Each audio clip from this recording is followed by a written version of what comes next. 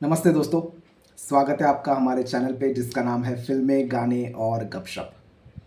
वो कौन से ऐसे डायरेक्टर्स होंगे जो पेशवा बाजीराव बल्लाळ, स्वतंत्र वीर सावरकर और छत्रपति शिवाजी महाराज इन विषयों पे फिल्म बनाने के लिए उत्साहित होंगे?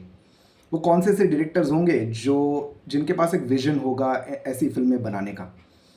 पिछले दिनों में हमने देखा कि बाजीराव मस्तानी, स्वतंत्र वीर सावरकर पे भी फिल्म बनी, लेकिन वो फ़िल्में कामयाब भी रही। लेकिन अगर हम बाजीराव मस्तानी की बात की जाए तो उन्होंने सिर्फ़ उनकी ब बाजीराव और मस्तानी की प्रेम कहानी पे फ़ोकस किया और जो बाजीराव के बैटल्स थे, उस पे ज़्यादा फ़ोकस नहीं कर पाए। वैसे ही स्वतंत्र वीर सावरकर के बारे में भी कुछ विषय सामने नहीं आ पाए, कुछ चीज़ें जो बता सकते थे या हाइलाइट हो सकती थी, वो नहीं हो पाई। रणदीप हुडा ने बहुत ही ज़बरदस्त काम किया एज़ वीर सावरकर और उनका डायरेक्शन भी बहुत अच्छा था। इसके अलावा राजा छत्रपति शिवाजी महाराज जी पे भी फ़िल्म आनी चाहिए और इसके लिए जो मेरे नज़र में कुछ डायरेक्टर्स हैं, मैं उनके नाम आपके सामने रख रहा हूँ। सबसे पहले ओम राउत। ओम राउत ये वो डायरेक्टर है जिन्होंने तानाजी द अनसंग वॉरियर ये फ़िल्म अजय देवगन के साथ इन्होंने बनाई थी और फ़िल्म कामयाब थी और बहुत अच्छा डायरेक्शन था इनका। इसके अलावा इन्होंने मराठी में भी काम किया है और मराठी में इन्होंने फ़िल्म बनाई थी जिसका नाम है लोकमान्य, जिसमें लीड रोल में सुबोध भावे जी थे। और लोकमान्य इन्होंने बहुत अच्छी फ़िल्म बनाई थी। और अगर आदि पुरुष के बारे में अगर हम बात करें, आदि पुरुष बॉक्स ऑफिस पे भले ही ना चली हो, लेकिन ओम राउत के पास वो विज़न है और इनमें वो क्षमता है कि वो अच्छे डायरेक्टर बन सकते हैं इन सब्जेक्ट्स के साथ। सेकंड डायरेक्टर का नाम मैं लूँगा जो है नागराज मंजुळे। इन्होंने सैराट बनाई थी, इसके अलावा भी इन्होंने मराठी में काफ़ी सारी फ़िल्में बनाई हैं और इनका काम भी बहुत अच्छा है और ये भी उनमें से एक डायरेक्टर है जो इन सब्जेक्ट्स के साथ जस्टिस कर सकते हैं।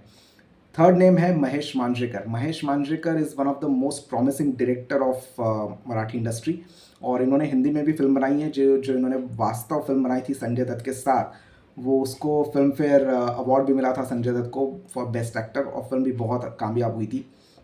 इसके अलावा भी इन्होंने कुछ हिंदी फ़िल्में बनाई हैं जैसे वाह लाइफ है तो ऐसी, पिता, प्राण जाए पर शान न जाए और हथियार जैसी फ़िल्में इन्होंने बनाई हैं। इनका भी काम मराठी में बहुत ही ज़बरदस्त है और पेशवा बाजीराव बल्लाळ, चाहे स्वतंत्र वीर सावरकर या राजा छत्रपति शिवाजी महाराज, इन पे वो फ़िल्में बनाने की क्षमता रखते हैं।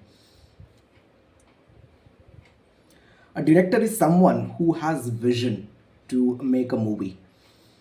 Let's say if a producer has decided to make a movie on these subjects and he hired one director, it should not happen that the director is just doing this movie for the sake of earning money or just to associate with that production banner. जी हाँ, अगर director अगर interested ना हो तो इन subjects पे फिल्में नहीं बना सकते। डायरेक्टर के पास वो विजन होना चाहिए, उसे कहानी पसंद आनी चाहिए और उन्हें इन सब्जेक्ट के साथ बनाने की वो क्षमता तो होनी ही चाहिए। उसके अलावा उसका इंटरेस्ट भी बहुत ज़रूरी है। इसी के साथ-साथ जो एक्टर्स आप स्टार कास्ट आप हायर करने वाले हो या जो भी स्टार कास्ट के साथ आप फ़िल्म बनाने की सोच रहे हो, उस स्टार कास्ट का भी सबसे पहले लीड एक्टर, लीड एक्ट्रेस और जो सपोर्टिंग एक्टर्स हैं, वो भी बहुत बड़ा रोल प्ले करते हैं किसी भी फ़िल्म को कामयाब बनाने के लिए। और ऐसी फ़िल्मों में वो एक्टर्स ज़रूर होने चाहिए जो कहानी के साथ जुड़े हैं, जो कहानी को पसंद करते हैं और इन कैरेक्टर्स को भी फ़ॉलो करते हैं और ऐसी आइडियोलॉजी को भी फ़ॉलो करते हैं। वो एक्टर्स इस रोल के साथ जस्टिस ज़रूर कर सकते हैं। इसके अलावा हमने धुरंधर द रिवेंज अगर आप लोगों ने देखी होगी तो उसमें किस तरीके से रॉ रियल होके सिचुएशंस बताई है, किस तरीके से फियरलेस होके आदित्य धर ने डायरेक्शन किया है, ये हम सभी ने देखा है। और इसी प्रकार का कुछ डायरेक्शन, इसी प्रकार का कुछ फियरलेस एटीट्यूड कुछ डायरेक्टर्स को दिखाना ज़रूर होगा अगर वो इस तरीके की फ़िल्में बना रहे हैं। ये ना सोचे जाए कि लोग क्या कहेंगे और क्या होगा, क्योंकि ऐसी फ़िल्में बनाने के लिए आपको करेज चाहिए। You must have courage, you must have that strength to make this movies. किसी भी फ़िल्म को हिट बनाने के लिए म्यूज़िक बहुत इम्पॉर्टेंट होता है, म्यूज़िक बहुत इम्पॉर्टेंट रोल प्ले करता है। आजकल हम लोग जिस भी फ़िल्म को देखते हैं, चाहे वो साउथ की हो, चाहे वो बॉलीवुड की हो, बैकग्राउंड म्यूज़िक और बीजीएम पे ख़ासकर ध्यान रखा जाता है।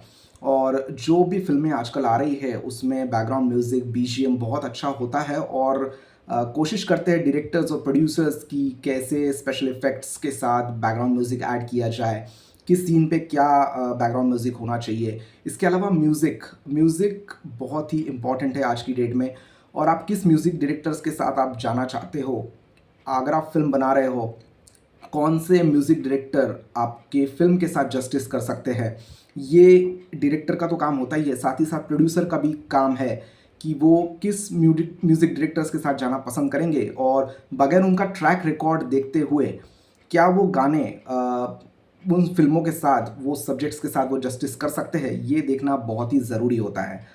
हमने पिछले कुछ फ़िल्में देखी जिसमें म्यूज़िक हिट रहा लेकिन फ़िल्में नहीं चली, या फिर फ़िल्में चली, म्यूज़िक इतना ब्लॉकबस्टर साबित नहीं हो पाया।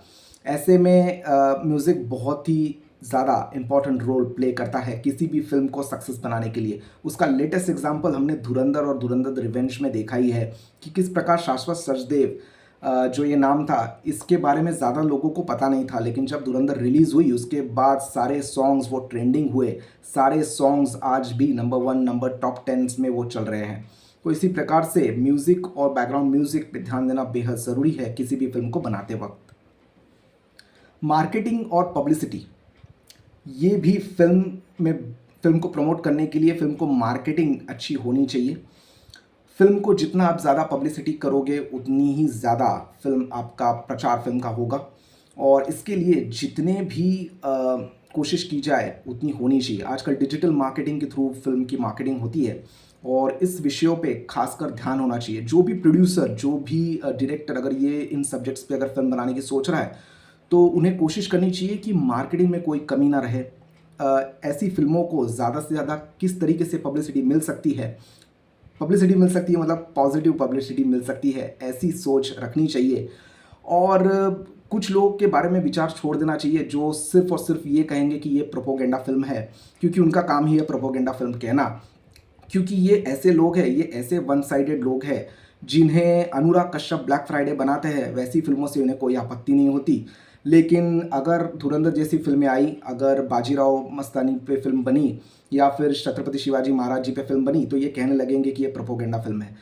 ऐसे नेगेटिव पब्लिसिटी को, ऐसी नेगेटिव कंट्रोवर्सी से दूर ही रहना चाहिए और इन्हें ज़्यादा तवज्जो नहीं देनी चाहिए, इन्हें ज़्यादा ध्यान नहीं देना चाहिए और फ़िल्म पे फोकस करना चाहिए और मार्केटिंग इसकी ज़बरदस्त करनी चाहिए। अगर प्रोड्यूसर इसमें अगर इन्वेस्ट अगर कर रहा है, अगर वो बनाने की इन्हीं सारी सब्जेक्ट्स पे वो फ़िल्म बनाने की अगर सोच रहे हैं, तो मेक श्योर वो पब्लिसिटी पे भी बहुत ज़्यादा ध्यान दे। इसकी मार्केटिंग में कोई कमी ना रहे, इसके लिए उन्हें एक अलग से बजट तैयार करना चाहिए, क्योंकि ऐसी फ़िल्में जब तक ज़्यादा प्रमोट ना हो तब तक आपको वो ऑडियंस रिस्पॉन्स नहीं मिलेगा।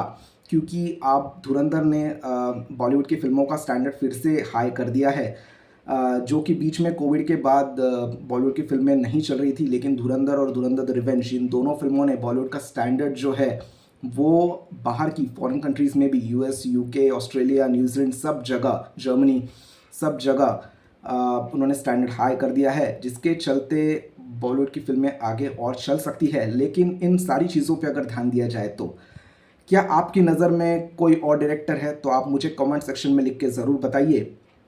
बहुत बहुत धन्यवाद। जय हिंद।